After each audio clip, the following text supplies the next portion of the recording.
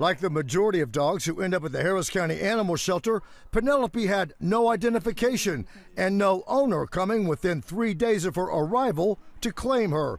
But that doesn't mean she wasn't loved. She was about 6 months old when I got her, and I found out after I had her for a day that she was deaf. It didn't bother me. I loved her anyways. I didn't care. It looked as if last December would be the last time Penelope and her owner, Mandy Lyons, would lay eyes on each other.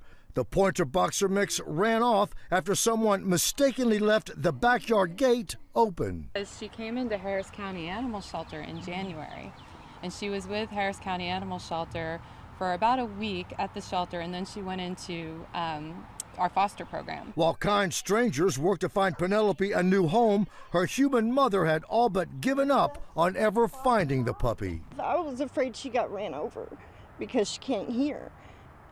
And I really didn't expect to find her because she was deaf.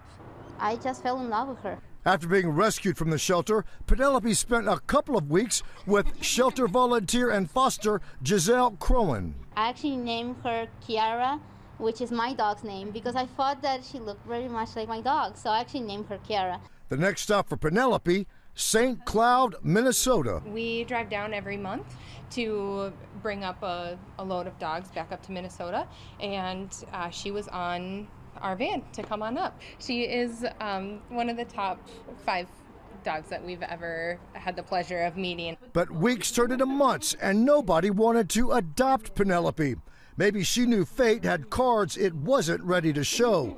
Turns out Lyon's husband was recently looking at Facebook when he came across videos of lost dogs and found Penelope. So it's almost like fate that she's coming back to Texas to be with you. Yeah.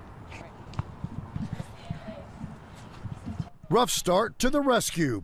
Here's Penelope and Mandy Lyons seeing each other for the first time in months. Oh, my baby, hi. There's not a dry eye in the house. It's an incredible story. I mean, it is absolutely incredible. You know, what were the odds of her finding her way back to Texas from Minnesota without any identification? I think, you know, thanks to social media, she was lucky. Oh, I am shaking.